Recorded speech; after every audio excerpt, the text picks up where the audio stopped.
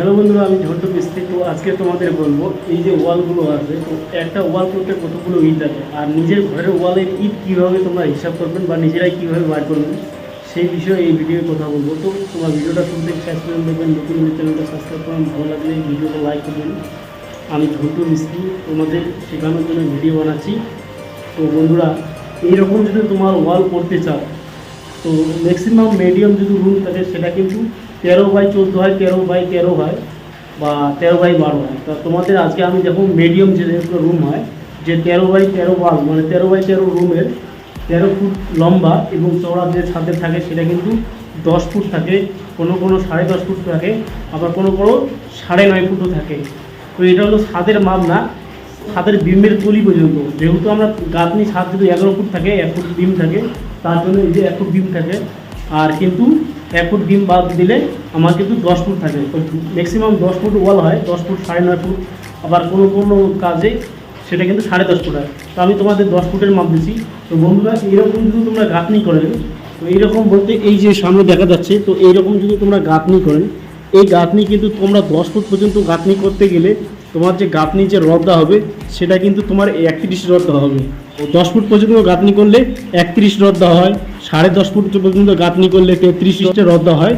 33টা রডটা মানে এই যে গাঁথনিটা এইটা বলতেছি, এই 1 2 3, এটাকে আমরা আমাদের মিস্ত্রি ভাষায় রডটা বলে। তো এইটাই মানে এত লাইন ইট হবে, মানে 10 ফুটে 31 লাইন, 10.5 ফুটে 33 লাইন, এবং 9.5 ফুটে যদি তোমরা করতে চান সেটা কিন্তু 29 লাইন হয়। তো এইভাবে কিন্তু এই গাঁথনিটা আমরা সম্পূর্ণ করেছি। তো এই গাঁথনিগুলো আমরা নিজে করেছি, কালকে করেছি। তো মানে কাজ করেছিলাম, তার জন্য সময় পাইনি, তার জন্য ভিডিও বানাই নাই। তো আজকে যখন তো আসলাম, তো আজকে তোমাদের ভিডিও দেবো।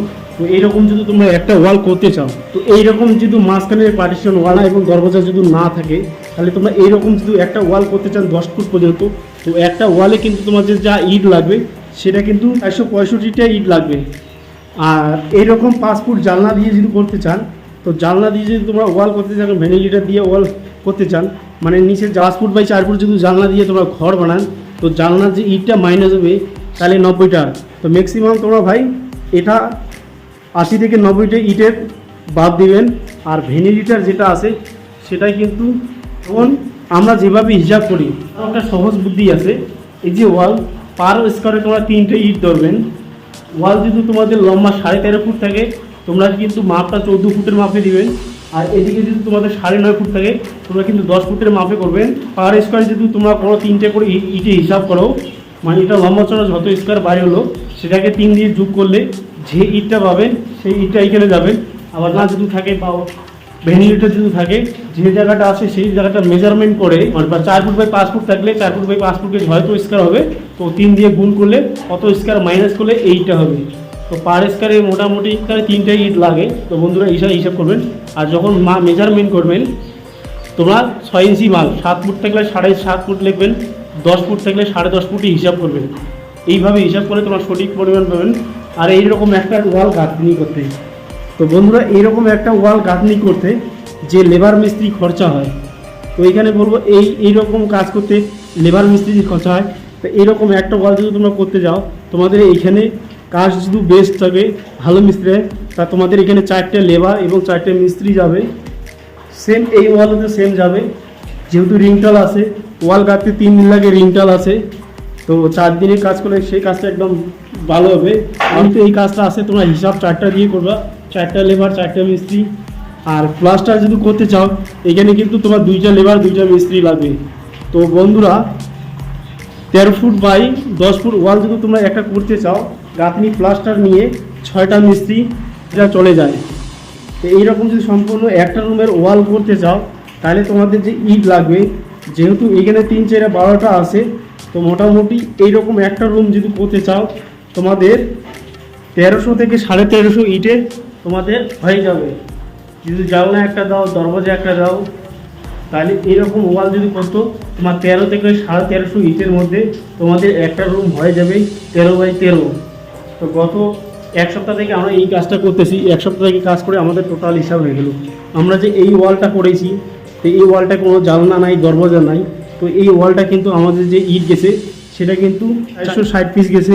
আর এখানে যে আমাদের ওয়ালটা আছে, এখানে খিড়কি আছে, ভেন্টিলেটর আছে, তো এইখানে আমাদের যে ইট গেছে সেটা কিন্তু এইদিকে যে আমরা যে ওয়ালটা গাঁথনি করছি সেটাও কিন্তু সেম গেছে। এখানেও কিন্তু তোমাদের যে ইট গেছে সেটা কিন্তু 300 গেছে, দরওয়াজা আছে। তা বন্ধুরা, ইটের সাইজ বড় ছোট থাকাতে 1350 থেকে 1400 হতে পারে। আর ইটের যদি সাইজ বড় থাকে তো তোমাদের 13 থেকে 1350 হবে। আর ইটের সাইজ যদি তোমাদের একটু ছোট থাকে তাহলে যদি তোমাদের হিসাব করতে দেবে মানে 13.5 থেকে 1400 ইটে তোমাদের এরকম কাজ হয়ে যাবে। আর এইরকম পুরো একটা রুম করতে যে মিস্ত্রি খরচা হয়, তো টোটাল কিন্তু এইখানে যে কাজ যদি করো এই কাজটা গাঁথনি এবং প্লাস্টার করতে একটা রুমে যে মিস্ত্রি খরচা হয় সেই মিস্ত্রি হলো, তো এইখানে হলো 24টা তোমাদের লেবার যাবে গাঁথনি করতে, 24টা লেবার এবং 24টা মিস্ত্রি।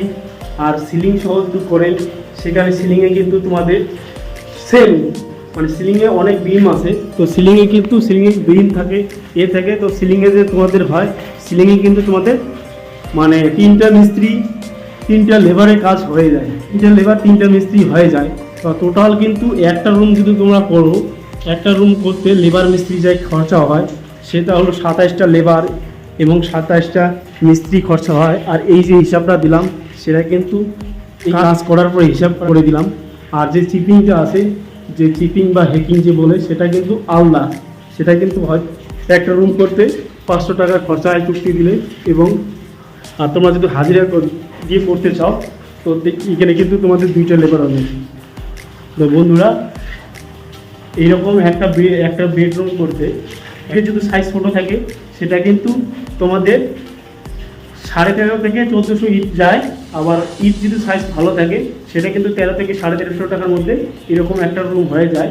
আর একটা রুম করতে লেবার মিস্ত্রি যে খরচা হয় গাঁথনি এবং প্লাস্টারের সেটা কিন্তু তোমাদের 27টা লেবার এবং 27টা মিস্ত্রি এখানে খরচা হয়। তো তোমাদের এরিয়া বুঝি লেবার মিস্ত্রি হাজিরা কত সেটা তোমরা নিজেরাই হিসাব করে নেবেন। আর ইটের দাম কত সেটা কিন্তু তোমাদের জায়গায় যেরকম দাম থাকে সেই রকম দাম হিসেবে হিসাব করে দেবেন। আর তোমরা যদি এরকম ওয়াল তোমরা হিসাব করতে চান তাহলে তোমরা মেজারমেন্টটা নেবেন, মানে 13 ফুট হলে তোমরা 13.5 ফুটের হিসাব করবেন। এদিকে 10 ফুট যদি হাইট থাকে সেটা কিন্তু তোমরা 10.5 ফুটই হিসাব করবেন। আর যদি তোমরা 10 ফুট পাক্কা মাপ দেখেন তাহলে 10 ফুট গাঁথনি করতে তোমাদের এই যে গাঁথনিগুলো করতে তোমাদের 31 লাইন লাগবে। আর এইদিকে যেটা থাকবে 13 ফুটে কিন্তু গাঁথনি করতে গেলে তোমাদের 15টা ইট লাগবে। তোমাদের আমরা কাজ করা বলছি। তো বন্ধুরা, ভিডিওটা বেশি দীর্ঘায়িত করবো না, এখানেই শেষ করে দিলাম। বুঝতে অসুবিধা হলে অবশ্যই কমেন্টে জানিয়ে দেবেন, তোমাদের শেখানোর জন্য আবার নিউ ভিডিও দেবো। তো ভিডিওটা ভালো লাগে অবশ্যই লাইক করবেন। আমি ঝন্টু মিস্ত্রি। তো বন্ধুরা, ভিডিওটা আজকে এখানে শেষ করে দিলাম। সুস্থ থাকো, ভালো থাকো।